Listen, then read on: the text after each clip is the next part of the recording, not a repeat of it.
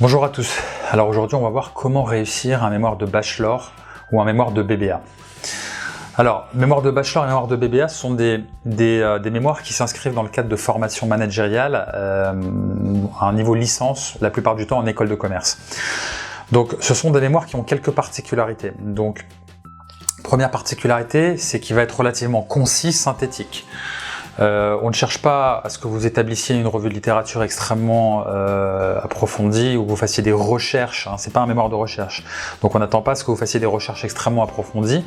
On attend surtout à ce que vous rentriez rapidement dans le vif du sujet et que vous ayez une partie empirique relativement prépondérante au niveau de ce mémoire et que vous montriez votre capacité à exercer en tant que manager, en tant qu'entrepreneur, au sein d'une entreprise. La revue de littérature, elle va exister, mais elle va être relativement concise. Hein. On est en général sur un mémoire d'une 30aine de pages pour un mémoire de bachelor. Donc la revue de littérature, elle va être concise, elle va s'appuyer sur des références académiques, c'est très important, donc des références scientifiques, articles de recherche et autres. Vous êtes sur un niveau licence, donc le volume est plus concis, hein, plus synthétique. Et en ce qui concerne la partie empirique, donc naturellement, comme pour tout mémoire en sciences de gestion, vous allez vous appuyer sur des questionnaires ou des entretiens ou éventuellement sur une étude de cas. Donc on va aller rapidement sur la partie empirique et on va faire ressortir des préconisations managériales à travers des questionnaires ou des entretiens. Il va falloir mettre l'accent particulier sur ces préconisations. Il ne faut pas qu'elles soient évidentes, il faut qu'elles aillent vraiment dans l'intérêt de l'entreprise. Quand je parle intérêt, c'est intérêt de marché, intérêt en termes de vente, en termes d'activité, de chiffre d'affaires et autres. Donc il va falloir que vous établissiez des préconisations pertinentes et c'est à travers cela notamment que le jury va voir votre démarche intellectuelle, votre capacité à faire le lien entre d'un côté la théorie et la revue de littérature, la partie empirique, et votre capacité à être force de proposition au niveau du plan d'action, au niveau des préconisations que vous allez mettre en place à la suite de la partie empirique, donc des questionnaires ou des entretiens que vous allez administrer, donc des observations de terrain. Donc on va vraiment mettre l'accent sur ces préconisations-là. Donc on est vraiment sur un mémoire très terrain, très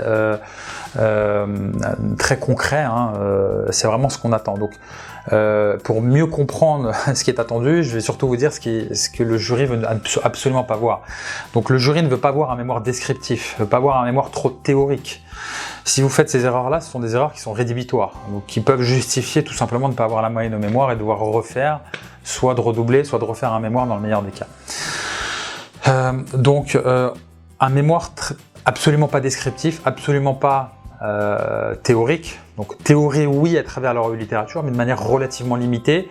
On va veiller à avoir un équilibre avec la partie empirique, mais voilà, on fait très attention à ce que cette partie théorique ne soit pas prépondérante au niveau du mémoire.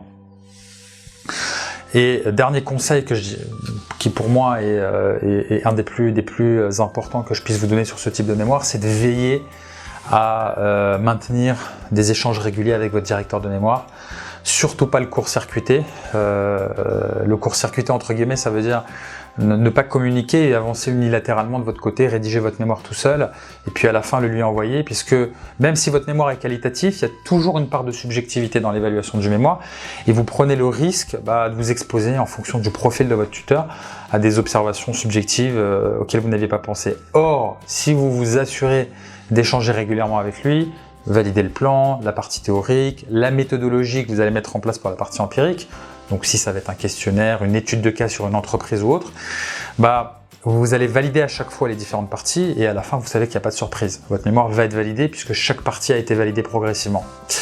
Donc ça c'est vraiment l'erreur à ne pas faire, c'est de court-circuiter votre tuteur. On le garde dans le processus et on s'assure à ce qu'il valide chacune des parties progressivement. Voilà, j'espère que cette vidéo va vous aider à rédiger votre mémoire de bachelor et je vous souhaite bon courage dans la rédaction de votre mémoire.